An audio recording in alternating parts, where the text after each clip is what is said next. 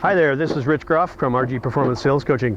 Today we're going to be talking about the sales roller coaster, and to get the point across, we've actually gone to Blue Mountain in Ontario, and we're going up the hills right now in what we call a custom roller coaster cart. Now this custom cart is really quite unique because it actually has a handbrake right here that you can see. And what the handbrake does is when it gets too scary around the corners, you can actually put the handbrake on by pulling it one direction or the other and slowing yourself down. So we're going to talk about that whole concept of slowing yourself down when you get the urge to slow yourself down when you're going really, really hard in your sales. You know the way it goes, where you get everything going really fine, and all of a sudden the clients start showing up and everybody wants your time, and you don't get to eat and you don't get to sleep, and before you know it, you're overwhelmed and you want to just pull back and stop the sales from coming. So if that ever shows up in your life, you know that this is what the sales roller coaster is, because that actually is the first symptom of what it takes in the sales roller coaster. And before you know it, you're in the actual slump or the downward cycle of that until you wake up one morning and boy, then you find out that there's no more money left, and you're finding yourself really experiencing some agony in the sense of, geez, I got to get something going real quick. So we're going to start our trek right away, so hang on and enjoy the ride. So just like in real life, it starts off at a reasonable pace. Before you know it, it starts picking up speed, and the first thing you want to do is you want to turn around and pull back on the handle and slow down your sales. Start to jerk around a little bit, and that's usually when we start to drop the ball. We start to notice that we're not actually keeping up to the client's requests. You might have somebody starting to complain, and you know, you go into a curve and somebody throws you a curveball and you kind of get knocked right out of your seat. That's the way it is in sales. So the key here is about maintaining some sanity when you're going around a corner.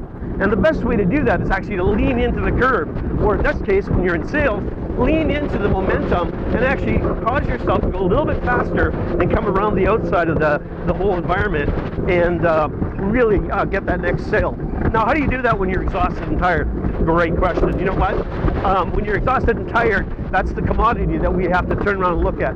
And when we're doing that, that's not going to really help us get where we want to go. So you really have to know that if you're exhausted and tired, you're not going to be able to turn around and do what you need to do in sales. Because when you get going and you start to pick up momentum and you get going really fast, you're going to actually feel like you're somewhat airborne, just like I do on this ride right now. And you know, I'm focusing in so hard on just trying to stay up with the ride that, you know, it's just like only 10 feet ahead. And that's part of the thing about sales that's really important to know, is that wherever you focus is where you end up.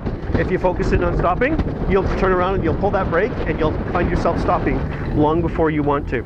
So that's the sales roller coaster, and just like the roller coaster that we were just on right here, you know, you're going to hit those curves. There's going to be times when you're going to feel like you're leaving your seat. There's going to be times it's insane, you're not sure if you can make it around the corner, and you're going to want to pull the brake back.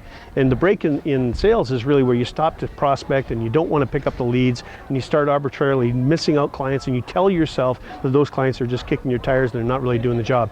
If you find that's what's happening to you, you got to know the best way to do that is actually stay on track and stay focused on the next corner, the next turn, or in this particular case, the next client. If you stay concentrated on the next client, you're going to get that client, and you're going to make it all the way through, and you'll find that instead of having a roller coaster, you're going to have a speedway where you're going really fast and you're going to be accomplishing great things in no time. And what we call that is flow. And flow is much better than actually being with a roller coaster. So this is Rich Groff, RG Performance Sales. I'm encouraging you to actually lean into the corners and come out the tail end on a speedway rather than being on a roller coaster.